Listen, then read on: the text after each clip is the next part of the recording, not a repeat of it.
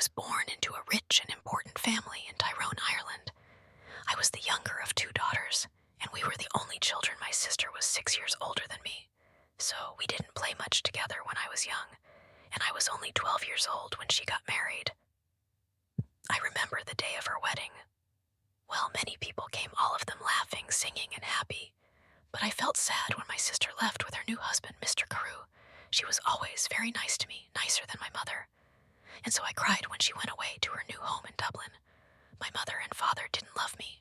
They wanted sons, and were not very interested in me. About a year after my sister got married, a letter arrived from Mr. Carew. He said that my sister was ill, and that she wanted to come home to Tyrone and stay with us to be with her family. I was sad that she was ill, but also very happy about her visit. They're leaving Dublin on Sunday, my father told me, and they're arriving here on Tuesday evening.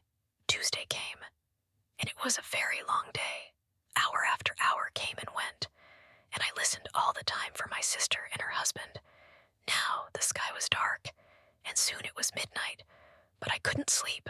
I listened and waited. Suddenly, at about 1 o'clock in the morning, I heard a noise far away. I ran out of my bedroom and down to the living room. They're here, they're here.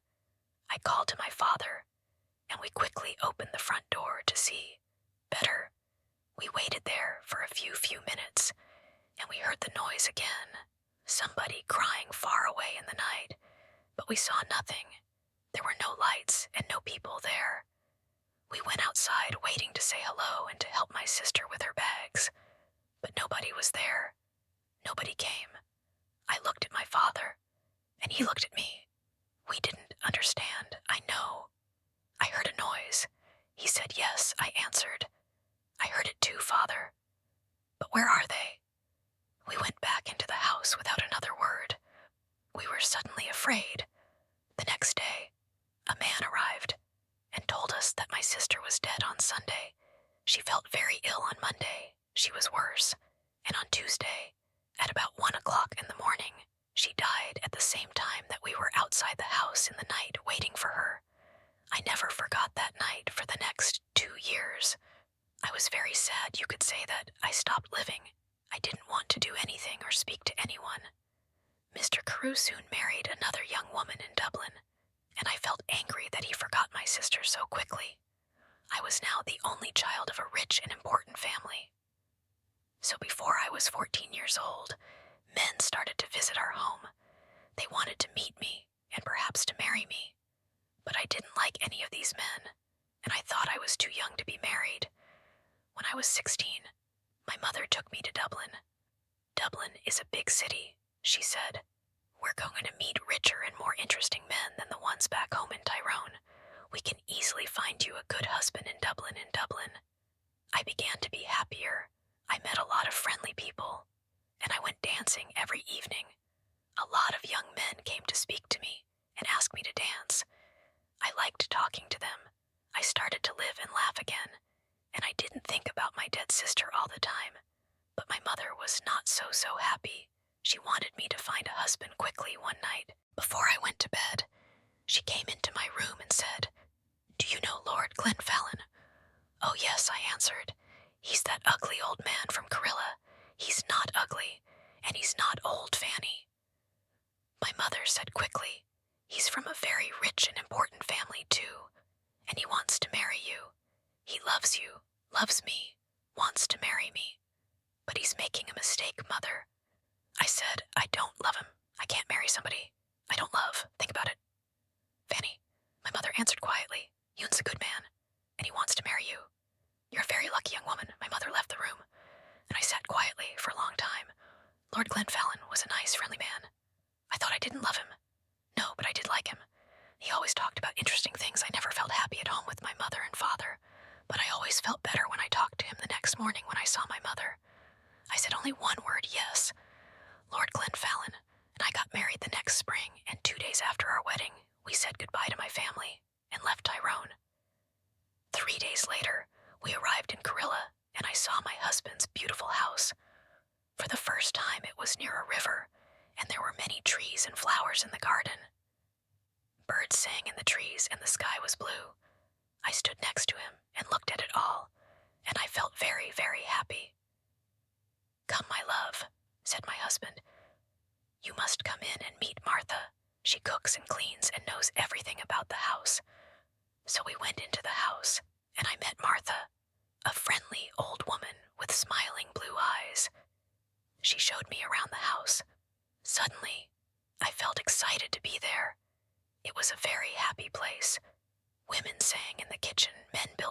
pictures in the living rooms, and there were dogs and cats everywhere. Come with me.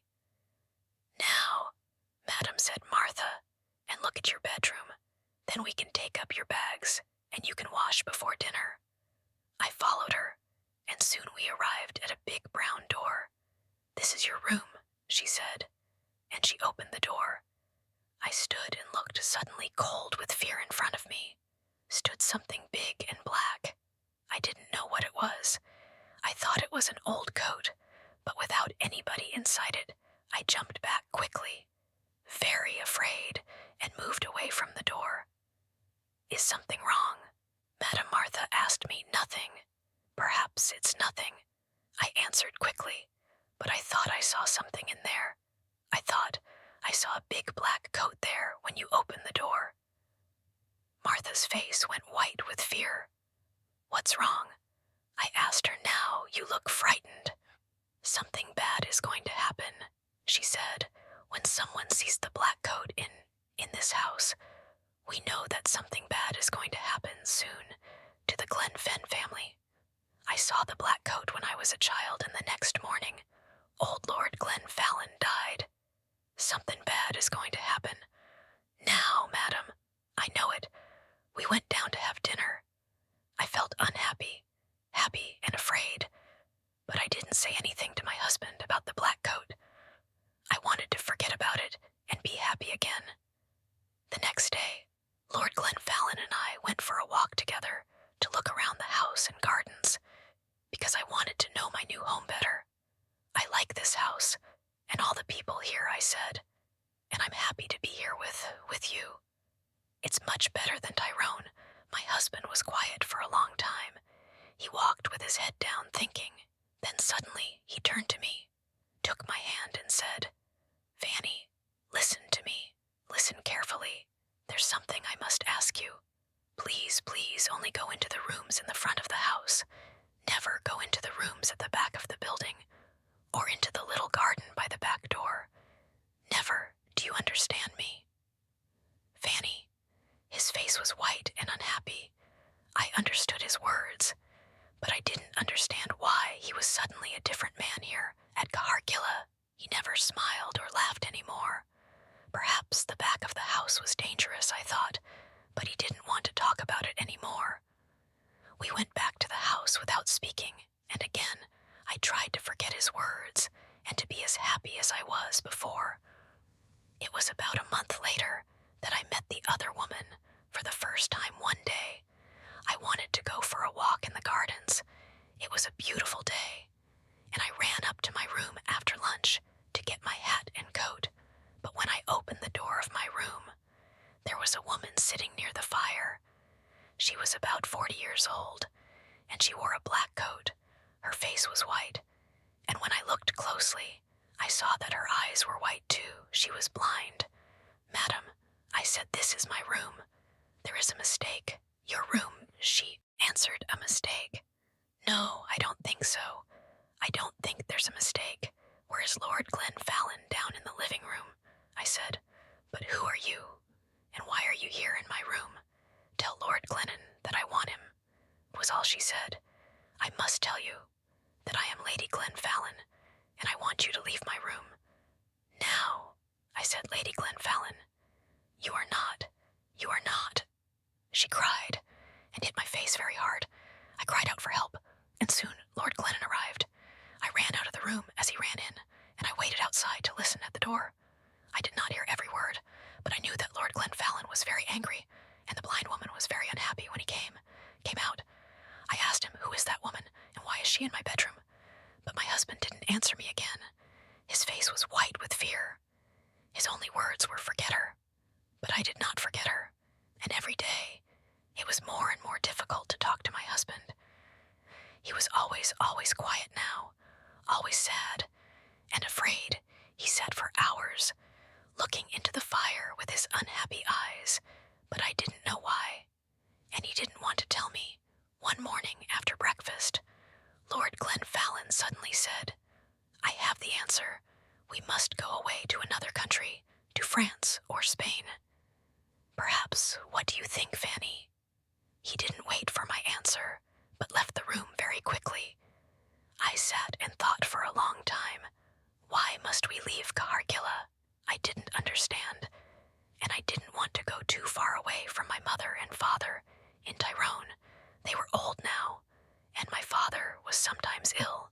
They didn't love me very much, but I wanted to be near them. I thought about it all day, and I didn't know what to say to my husband when he arrived back in the evening and came in to dinner. I said nothing after dinner. I was very tired, and I went up to my bedroom early. I wanted to have a good night's sleep and think about it all again. The next day, I closed my eyes and went to sleep, but I did not sleep well because I dreamed of the black coat suddenly. I woke up. Everything was dark and very quiet, but somebody was at the end of my bed. There was a hand with a light, and behind the light was the blind woman. She had a knife in her other hand. I tried to get out of bed and run to the door, but she stopped me. "If you want to live, don't move," she said. "Tell me one thing. Did Lord Glenfallen marry you?" "Yes, he did," I answered. "He married me in front of 100 people." "Well, that's sad," she said, "because I don't think he told you that. He had a wife. Me, I am his wife. Not you, young woman. You must leave this house tomorrow, because if you stay here, you see this knife. I'm going to kill you with it." Then she left the room without a sound. I didn't sleep again that night. When morning came, I told my husband everything. "Who is the blind woman?" I asked him. "She told me last night that she is your wife, that I am not your wife." "Did you go into the rooms at the back of the house?" asked my husband angrily. "I told you that. You must never go there." "But I didn't," I answered. "I was in my bed all night." She came to me. "Please tell me what is happening." My husband's face was white again, and he didn't speak for a long time. Then he said, "No, she is not my wife. Don't listen to her. She doesn't know what she is saying." And he left the room, and I ran to find Martha. I didn't like this house anymore. My husband was a difficult man, and I didn't understand him. Who was the blind woman? I wanted to know everything. "Don't cry." "Madam," said Martha, when I found her, "sit down and listen to me. What I am going to tell you is not very nice.